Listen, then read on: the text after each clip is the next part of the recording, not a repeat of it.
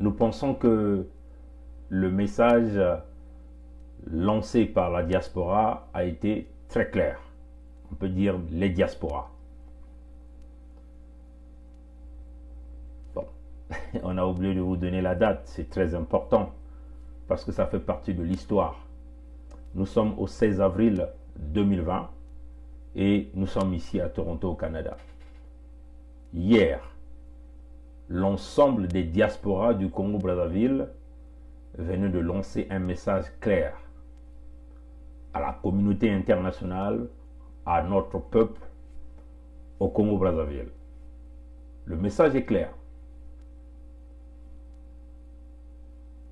Les gens prendront la conscience de suivre ce message parce que c'est notre unique façon démocratiquement, sans effusion de sang, que nous pouvons faire pour chasser le régime Sassou du pouvoir.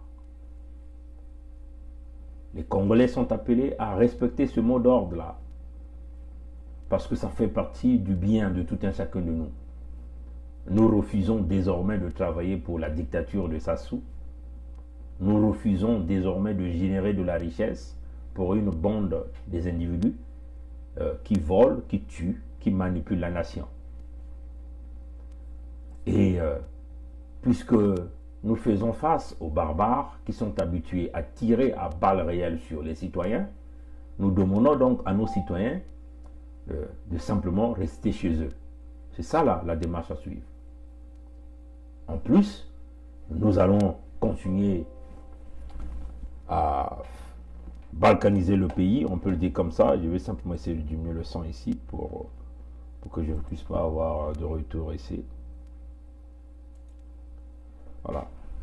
Nous allons simplement continuer à fermer le pays jusqu'à ce que ces gens-là partent tranquillement, quittent le pouvoir parce qu'ils ont été incapables de gérer le pays. Ils ont mis tout un chacun de nous en danger. Et donc, le devoir de notre peuple, c'est de récupérer le pouvoir et le pouvoir le transmettre entre les mains des Congolais, des hommes et des femmes dignes, des patriotes, ceux-là qui pensent véritablement à la nation. Et c'est ce que nous allons faire. Nous demandons les cadres civils, les cadres militaires. Nous voulons ici réitérer, il s'agit ici des policiers, des militaires, des républicains, ceux-là qui pensent vraiment à la République, de ne pas prendre cela comme une blague, parce que c'est une réalité. Les faits sont là. Vous ne pouvez aller nulle part avec un pays dans l'état où Sassou l'a mis, dans l'état où le PCT l'a mis, dans l'état où les indigènes au service de la dictature ont mis le pays. Le message était clair. Ce n'est plus une blague. Il est question que les cadres civils et militaires, les policiers, les gendarmes, tout le monde s'embarque dans ce mouvement. En plus, nous demandons les chefs de service, les administrations publiques ou encore des compagnies privées d'accompagner le peuple congolais dans ce processus-là. Pour des compagnies privées qui pensent saisir la main du peuple congolais, c'est-à-dire quand leurs employés vont débrayer, vont rester à la maison, il n'y aura aucune sanction pour ces compatriotes-là parce qu'il s'agit ici du devoir citoyen. Les compagnies privées qui vont accompagner le peuple congolais dans cette démarche seront récompensées à la fin. C'est cela, chers amis. Il n'y a rien pour rien. Hein? Nous allons récompenser ces pays-là, ces compagnies-là à la fin. Soit par un crédit sur les taxes ou les impôts que nous allons donner à ces compagnies parce qu'ils ont accompagné le peuple congolais dans cette démarche de la libération du pays. Les compagnies privées qui vont résister au peuple congolais éventuellement feront face à ce que nous appelons l'option nucléaire que nous avons décrit dans le manifeste. Parce que nous considérons que ces compagnies-là viennent simplement servir l'intérêt d'un dictateur, d'une famille, d'un clan. Aussi,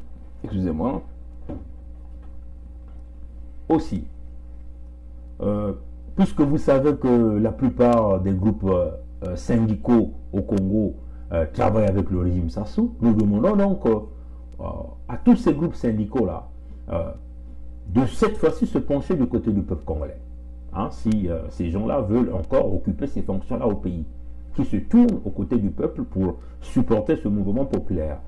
Il s'agit ici de parler d'un seul pays, une seule nation, un seul peuple. Donc, la voix de tout le monde doit être se rassurer autour d'un projet commun, comme l'a dit les Congolais de toutes les diasporas que nous avons pu contacter dans le message qui a été diffusé hier et qui fait aujourd'hui le tour de tous les médias, qui fait aujourd'hui qui part aujourd'hui à travers le monde entier. Donc, nous appelons les administrations, éventuellement les chefs de service dans les administrations publiques, de respecter cette directive. C'est un ordre. C'est un ordre national. C'est un ordre national pour la restauration de la République, de la démocratie. C'est un ordre. Donc, les chefs de service sont tenus de respecter. Et si ce chef de service-là ne respectent pas cet ordre national, ils seront simplement virés à la chute du régime Sassou. C'est ça qui est la vérité. Parce qu'on pourra les considérer comme étant des traîtres, des gens qui ont refusé de servir la République. Ils ont servi un homme, un clan. Et cela aussi est juste pour les responsables militaires, les autorités militaires, les hauts gradés, les subalternes, tous ceux-là qui comprennent qu'il est question de remettre en place la République, parce qu'une armée, une police doit être républicaine. Le rôle de la police, c'est de protéger et de servir. Protéger et servir qui? Le peuple, et non un individu. La police respecte la loi, respecte le peuple qui est détenteur de pouvoir. Donc, aux autorités policières, aux autorités militaires, ceux-là qui veulent encore faire partie de la nouvelle armée qui va être mise en place, sont tenus de respecter les consignes à partir du 1er mai 2020. Le mois mai c'est 5. 5 signifie stop. Donc nous allons mettre fin à la dictature de Sassou Nguesso. C'est un peu ça, l'idée générale, mais nous pensons que dans les jours qui viendront, les Congolais viendront encore expliquer, donner des directives, puisque nous avons préparé le peuple pendant un bout de temps.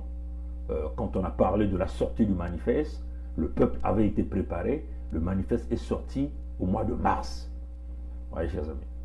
Nous avons encore préparé le peuple à cet ordre national que nous avons mis, l'ordre national, qui est, on refuse de travailler pour la dictature, on reste chez nous jusqu'à ce que nous allons chasser Sassou du pouvoir, et déboulonner le PCT. C'est l'ordre national. Et c'est le profit de tout un chacun de nous. C'est aussi le profit à nos partenaires, hein, ceux-là qui veulent mener des affaires dans la justice, dans le droit, sans pourtant être dérangés par le paiement des commissions, la corruption et la fraude. Nous mettrons donc terme à ce que nous appelons ce fléau des ismes, le faroutisme, le népotisme, le clientélisme, le tribalisme. Nous mettons aussi terme au vol, à toutes les démarches de la corruption pour faire avancer notre nation. C'est cela l'objectif. Voilà pourquoi nous demandons au peuple congolais à collaborer, à s'embarquer. À ceux qui sont au Congo, comprenez que il ne s'agit pas ici de dire vous faites comme Sassou, vous demandez au peuple de rester à la maison. Je crois que le manifeste a été clair. Les gens vont mener les activités dans les quartiers. La solidarité dans les quartiers avait été demandée. Personne ne vole quelque chose d'autrui, c'est le respect d'autrui. Ceux qui peuvent vendre dans les quartiers, dans les petits coins, peuvent le faire. Mais on refuse de générer de la richesse pour la dictature. Parce que quand nous générons de la richesse pour la dictature s'achète des armes, se paye des mercenaires pour continuer à nous massacrer, Et la dictature continue à voler toutes les richesses que nous générons. Donc, il va falloir que nous trouvons un mécanisme sans pourtant qu'un Congolais puisse perdre la vie. Si on vous demandait d'aller dans la rue, vous direz que vous êtes en Occident, nous on va se faire canarder. Mais nous avons donc trouvé une formule qui marche pour tout le monde. Euh, on reste à la maison. Le fait est que Sassou vous a mis en confinement, il ne vous a jamais rien payé. Et nous avons dit, puisque notre souffrance dure déjà pendant plusieurs décennies, est-ce que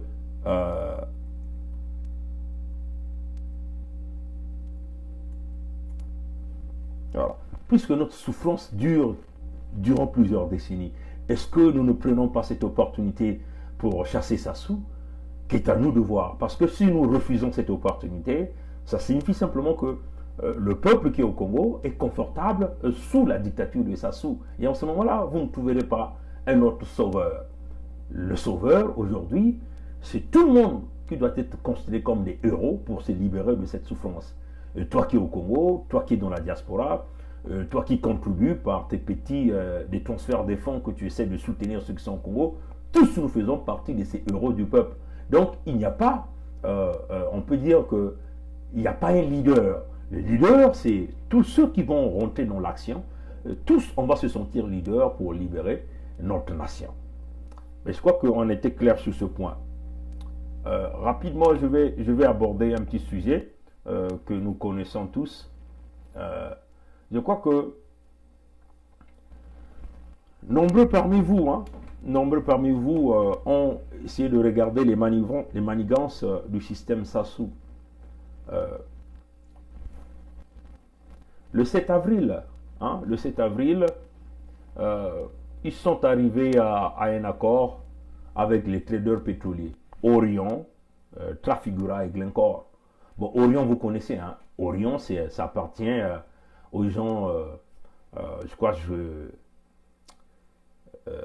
Lucien Ibata. Hein? Lucien Ibata fait partie de Orion, les Wilfried Etoka font partie aussi de ce business, même les Denis Ngokana. Donc, ipso facto, Orion appartient à Christelle Sassou Denis, donc à Sassou Nguesso lui-même. C'est leur compagnie. Et donc, Orion fait aussi partie des créanciers du Congo, donc des traders pétroliers du clan Sassou. Je crois qu'on a déjà développé sur ça. Ils ont précipitamment arrivé à un accord le 7 avril. Hein? On va essayer, parce que c'est ça le système Bévitré. On va essayer de voir comment on va tourner ça. Je crois que vous avez tous vu cette publication. Allez-y sur Chéri, voilà, vous allez voir ça. Donc vous avez vu que il y a un protocole d'accord qui a été signé le 7 avril à Brazzaville entre le premier ministre de Sassou, Mwamba Clément, et les groupes Orion, Trafigura et Glencore. Le Congo obtient ainsi une décote de 30% de sa dette, ainsi qu'un différé de 4 mois dans le remboursement qui débutera en octobre 2020. Bon, vous comprenez ici que 30% de sa cote, nous doutions fort que les arrangements ont fait que le Congo puisse réduire la dette, qu'on puisse réduire 30% sur la dette du Congo par ces traders-là. C'est une manigance. Hein, une manigance parce que c'est un peu comme le rééchelonnement que le régime de Sassou avait fait avec la Chine. Éventuellement avec des gens comme les Dominique Strauss-Kahn et les Pigas qui ont tripatouillé des comptes pour que Sassou arrive à l'accord du 11 juillet 2019 avec le Fonds monétaire international. Déjà l'accord aujourd'hui qui a été mis dans les tiroirs parce que après avoir payé la première tranche, il restait les 2 tranches et le FMI, le Fonds monétaire international, avait donc transmis 48 mesures que Sassou devait respecter pour continuer avec le processus. Mais Sassou avait dit « Je préfère me suicider, je ne respecterai aucune de ces mesures ». Aujourd'hui, nous savons la situation. Plusieurs missions de FMI à Brazzaville a échoué. FMI a échoué sur ces missions parce que FMI s'est rencontré avec du béton une fois arrivé à Brazzaville. La transparence, la crédibilité, tout ça, ça n'existe pas. C'est l'opacité avec le régime dictatorial du Congo-Brazzaville dirigé par le tyran, le dictateur, le criminel Sassou Denis. Le 7 avril, ça fait pas longtemps, on a tripatouillé un accord. Pourquoi ils ont tripatouillé un accord? Mais parce qu'ils savaient que le FMI était en train de délibérer sur 25, sur quelques États, où le FMI devait donner, on peut dire, quelques aides financières, mais bien sûr sous forme de prêts. Hein. Je crois que c'est le 13 février que le conseil d'administration assiégé a donc soutenu 25 pays, 26 pays, 25 pays, 25 pays, 25 pays. On va encore aller regarder. Voilà. Vous vous souvenez de cette, vous vous souvenez de cette publication, hein? Le conseil d'administration du Fonds monétaire international approuve un allègement de la dette immédiate pour 25 pays. Et cela, nous étions le 13 avril 2020. Donc, éventuellement, on a essayé de donner 500 millions de dollars américains, plus bon, c'est bien en bas ici, hein. Quand vous le voyez, je vais donc simplement le lire. Hein, je vais simplement le lire. Le fonds fiduciaire ARC peut actuellement fournir un allègement du service de la dette sous forme de dons à la hauteur de 500 millions de dollars, y compris les 185 millions de dollars promis récemment par le Royaume-Uni et les 100 millions de dollars fournis par le Japon comme ressources immédiates disponibles. D'autres pays, parmi lesquels la Chine et les Pays-Bas, s'apprêtent également à apporter des contributions importantes, pardon. D'autres pays, la Chine et les Pays-Bas s'apprêtent également à apporter des contributions importantes. Vous voyez? Donc, parmi les 25 pays, comme vous le voyez ici, parmi les 25 pays qui ont bénéficié donc de cette aide, il y avait l'Afghanistan, le Bénin, le Burkina Faso, le Comore, la Gambie, la Guinée-Bissau, Haïti, île Salomon, Libéria, Madagascar, Malawi, Mali, Mozambique, Népal, Niger, République centrafricaine, République démocratique du Congo, le Rwanda, Sao Tomé et Principe, Sierra Leone, Tadjikistan, Tchad, Togo et Yémen. Vous voyez, chers amis, il n'y avait pas le Congo-Brazzaville. Donc, la manœuvre que Sassou Nguesso a réalisée avec ces traders qui sont habitués à pouvoir sauvegarder Sassou dans tout le complot financier international, là où on retrouve tout le grand banditisme financier, hein, c'était en réalité, ils étaient en train de viser cette manœuvre, hein, cette manœuvre qu'ils ont réalisée, ils étaient en train de viser cette aide du FMI du 13, pour dire, bon on a réglé le réchellement de la dette du Congo, on a trouvé un compromis, donc on réduit la dette du Congo de 30%, et puis on va essayer de repousser, donc réchelonner. Donc, on peut dire qu'un moratoire de 4 mois, donc on repousse le paiement à 4 mois. Mais quand on repousse le paiement, mais ça fait que simplement accumuler les intérêts. Hein, parce qu'on ne frise pas, c'est-à-dire qu'on n'arrête pas, hein, l'accumulation des intérêts. Donc quand on postpone, c'est simplement pour permettre au Congo de respirer un peu, mais après, le Congo va se suffoquer du point de vue financier parce que les intérêts seront toujours plus élevés. Donc le paiement des parties seront de plus en plus élevés. Vous voyez, chers amis. Donc en réalité, quand vous rééchelonnez la dette, vous repoussez ou vous parlez d'un moratoire, absolument ça ne fait rien. Hein, parce que au futur, vous allez beaucoup plus payer parce que les intérêts se sont beaucoup accumulés. Vous voyez, chers amis. Donc on a juste permis, on a fait cette manœuvre-là pour permettre à Sassou de respirer un peu, pour aller donc chercher donc, cette affaire avec le FMI. Malheureusement pour Sassou, ils ont buté le mur. Ils n'ont pas pu. Bon, la manœuvre a continué. Vous avez vu que le FMI parle de 500 millions de 500 millions de dollars américains, plus les 185 millions donnés par, je crois que d'autres pays qui sont là, et puis le Royaume-Uni, et puis il y a des promesses. La promesse ici, c'est éventuellement d'autres pays comme la Chine. C'est ça qui est très intéressant, parce que le plus grand créancier du Congo aujourd'hui devient la Chine. Hein, Sassou est allé beaucoup s'endetter en Chine. Le Congo doit beaucoup à la Chine. Donc, la Chine, normalement, devait passer par le processus du Fonds monétaire international.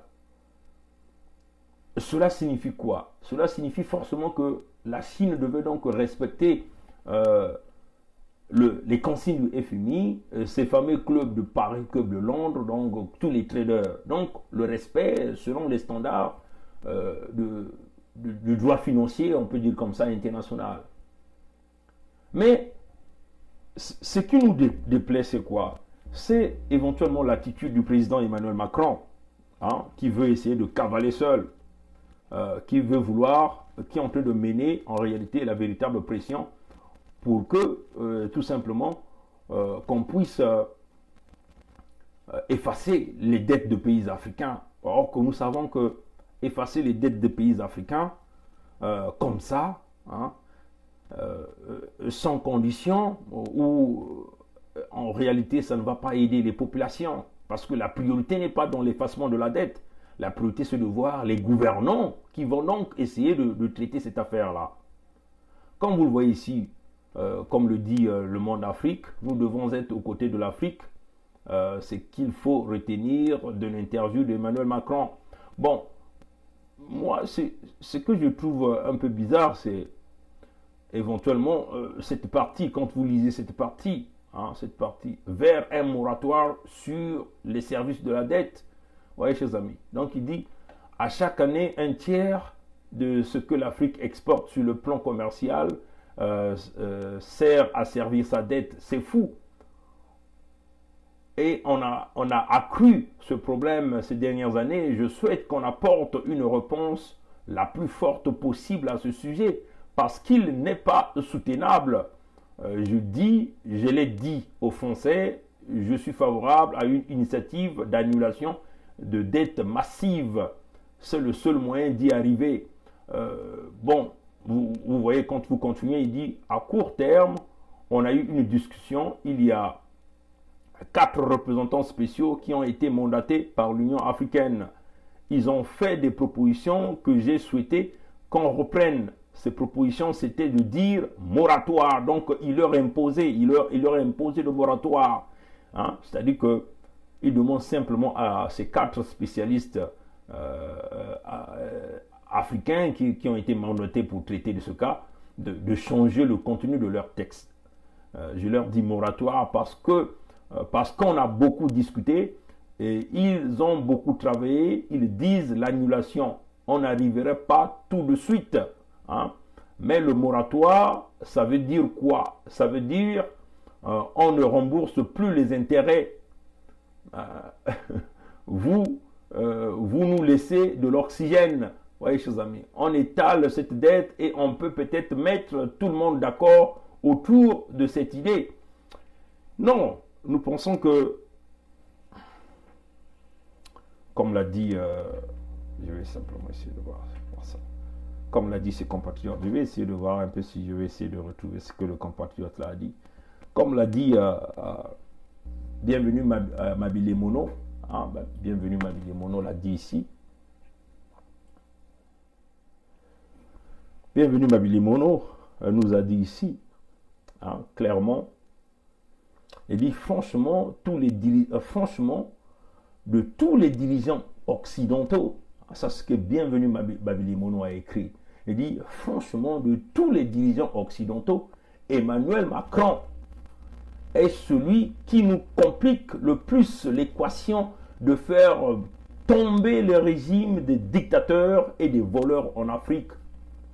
Ah oui, bienvenue Mabile Mono n'a pas tort. Il dit franchement, de tous les dirigeants occidentaux, Emmanuel Macron, dont le président de la République de la France, est celui qui nous complique plus l'équation de faire tomber le régime des dictateurs et des voleurs en Afrique. C'est cela qui est la vérité. Hein. Moi, je vais ainsi interpeller le président Emmanuel Macron et les Chinois. Parce que la plus grande partie des créances du Congo, c'est avec les Chinois, comme nous venons de le dire ici. C'est avec les Chinois. Ce que je veux dire ceci, est-ce que Sassou et la France-Afrique vont-ils rouler la Chine dans la farine pour annuler les dettes qu'ils ont créées? C'est ce que nous voulons dire ici. Est-ce que Emmanuel Macron, le président de la République de France, est en train de viser son élection, la prochaine élection qui va arriver peut-être dans quelques mois en France? Et donc, il faut trouver des fonds pour cette campagne. la pandémie a fracassé tout le monde, a touché les économies de tout le monde, donc ils n'auront certainement pas des véritables donateurs. Les véritables donateurs viendront donc d'Afrique, des dictateurs africains. On peut dire les 15 ou 14 pays de la France-Afrique que nous avons en Afrique. Cette zone CFA, qu'il s'agit de l'UEMOA ou Afrique centrale.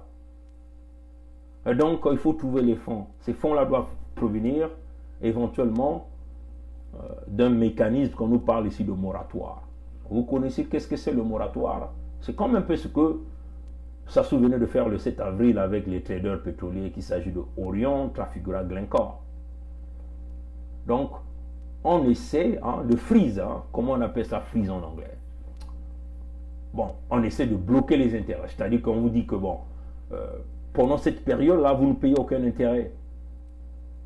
Mais après cette période-là, les intérêts vont commencer à se faire payer, mais pendant ce temps, vous avez déjà accumulé des mois. C'est une formule économique, donc les intérêts vont continuer à s'accumuler. Donc vous allez continuer à payer plus que ça. Quand on nous parle de moratoire, c'est on vous donne une période de moratoire où on ne peut pas payer des intérêts. Mais cela ne signifie pas que les intérêts ne s'accumulent pas. On postpone simplement, on essaie de repousser à une dette ultérieure le paiement de votre dette.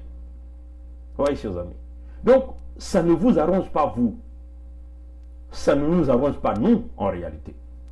Mais M. Emmanuel Macron le fait, c'est pour simplement aller sauver les régimes au bout du rouleau, comme par exemple les régimes de tous ces pays au niveau de la zone CEMAC. Donc, les régimes dictatoriaux qui ont fracassé les économies de leur pays.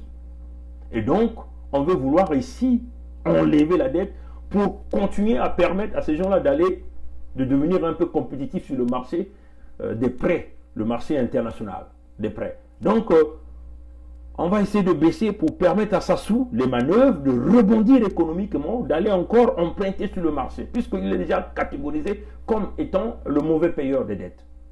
Donc, on veut vouloir lui donner la chance pour qu'il continue d'aller prendre donc de l'argent sur le marché international. Et ça, c'est inacceptable. Donc, on peut dire aussi que Emmanuel Macron vient au secours du régime Sassou. Parce que ces gens-là veulent simplement retirer leur profit des commissions pour leur permettre d'organiser les élections dans leur pays, donc faire leur campagne avec l'argent des Africains, sous le dos des Africains, sous le dos de la dette des Africains. La problématique, ici là que nous sommes en train de voir, ce sont les mauvaises gestions de ces dictateurs africains. Le cas de Sassou, il est réputé, il est reconnu, il est le mauvais gestionnaire. La priorité devait se concentrer à comment chasser les régimes dictatoriaux, au lieu de nous parler de comment aller secourir les régimes dictatoriaux. Oui, chers amis. Donc, comme vous êtes en train de voir, puisque Emmanuel Macron l'a dit qu'il va parler au président, il va passer par le G20, parce que c'est lui qui est en train de mener la pression au niveau du G20 pour permettre aux gens comme des Sassou Nguesso de s'en sortir, puisque nous savons que ces gens-là ont volé l'argent du Congo, mais parce qu'ils visent leur pourcentage. Et ça, c'est inacceptable. Comme il a su le dire, qu'il va parler au président Xi Jinping pour que lui il puisse parler de moratoire, réduction de la dette ou éponger la dette africaine. Donc des gens comme des Sassou vont se retrouver avec des dettes épongées. Ça ne va jamais avantager les Congolais, mais ça va avantager les dictateurs. C'est pas toi et moi, c'est pas nos nations.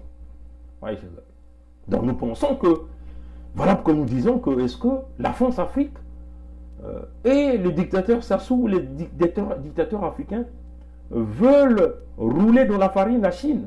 En manipulant la Chine va réduire et eux ils vont se positionner, ils vont avoir le magot et ils vont faire les campagnes, les élections dans leurs États, ils vont encore devenir des chefs d'État. Et pendant ce temps, nous allons continuer à accumuler les dettes avec les mêmes dictateurs qui n'ont jamais construit nos États. Et ça, nous disons non. Voilà pourquoi nous demandons à la Chine d'être vigilante. Eh oui, la Chine doit être vigilante. La Chine ne doit pas accepter la proposition du président Emmanuel Macron. Parce que nous allons faire face aux mêmes gestionnaires qui ont mal géré nos États et nous allons aller nulle part. Ça serait l'avantage de la France parce que réduire la dette, ça signifie beaucoup de capital pour les régimes dictatoriaux, mais puisque le fonds CFA n'est reconnu nulle part ailleurs. Aucune autre nation ne fait les échanges en francs CFA, à l'exception de la France qui le fait à travers la Banque de France, à travers l'euro. C'est toujours la France qui sera gagnante, et non nous. Donc nous demandons au président Emmanuel Macron, la priorité, c'est de chasser les dictateurs au pouvoir, ceux-là qui ont mal géré. C'est ça que, si vous voulez aider l'Afrique, c'est ça. Si vous êtes un ami d'Afrique, mais il faut s'en débarrasser de l'homme que vous avez imposé au Congo Sassou Denis. C'est ce que nous demandons, nous, la jeunesse. Mais vous voulez jouer au petit jeu, mais vous n'allez pas nous avoir dans ce petit jeu. Et beaucoup de jeunes aujourd'hui africains sont en train de se battre pour chasser les dictateurs qui ont plus de 30 ans, 25 ans au pouvoir, qui n'ont rien foutu pour leurs États. La pandémie, vous avez vu, vous avez entendu ces discours de Sassou, il vous dit qu'il construisait simultanément 15 hôpitaux au Congo. Problème de santé, et oui, ils sont fortement entamés parce que ce n'est pas pour rien que en ce moment nous construisons simultanément 12 hôpitaux généraux dans les 12 départements du pays, plus un hôpital des armées très important, un grand hôpital mère et enfants et un hôpital de spécialité dans un autre département. Donc 15 hôpitaux en plus de ceux qui existent. Un exemple, aujourd'hui, nous avons lancé un programme de construction de 12 hôpitaux régionaux. Et en plus de ceux qui existaient déjà, nous allons construire un hôpital général par préfecture. Donc on amène le service de santé au niveau des populations. Mais aucun hôpital n'a été construit. C'est cela la priorité. Pour Sassou qui a fracassé l'économie, le fonds CFA de la zone, le CEMA qui est en train de couler, toute cette zone économique est quasiment nulle à cause des gens qui ont mal géré. La priorité de la France devait être là, aider les Africains à chasser les dictateurs. Mais là, nous constatons simplement que la France est prête à aller sauver ces dictateurs-là, protéger le pouvoir de ces dictateurs-là, pour qu'elle continue de régner en seul maître ou seule maîtresse dans cette zone. Et nous disons non. Voilà pourquoi nous appelons à tous les autres leaders de G20, éventuellement des grandes nations comme le Canada, les États-Unis, la Russie et la Chine, de barrer le projet de Emmanuel Macron parce que ça n'avantage pas nous, la jeunesse, les peuples d'Afrique. C'est ça la vérité. Donc nous demandons à la Chine de refuser toute annulation de la dette pour des régimes dictatoriaux, le cas de Sassou Nguesso. Nous sommes clairs là, parce qu'ici nous parlons du Congo de Sassou. Nous demandons à la Chine de refuser, d'annuler la dette de Sassou. Nous demandons tous les pays de G20 de refuser la proposition d'Emmanuel Macron d'annuler la dette du Congo-Brazzaville sous le régime de Sassou. C'est ça qui est la vérité. Et nous demandons les leaders de G20 de nous accompagner pour chasser Sassou Nguesso du pouvoir, restaurer la démocratie. C'est cela la vision que nous voulons demander à la France. Nous ne demandons pas grand chose, nous ne demandons pas votre sang, ni votre argent. Tout ce que nous demandons, Sassou dégage, le PCT dégage, nous allons rétablir notre démocratie. Et c'est cela que nous demandons. Donc nous ne demandons pas que vous nous aidez, parce que nous savons que toute aide avec le régime Sassou ne va jamais servir au peuple. Ça servirait simplement au régime et à vous, les parents de ce que nous appelons le système de la France-Afrique.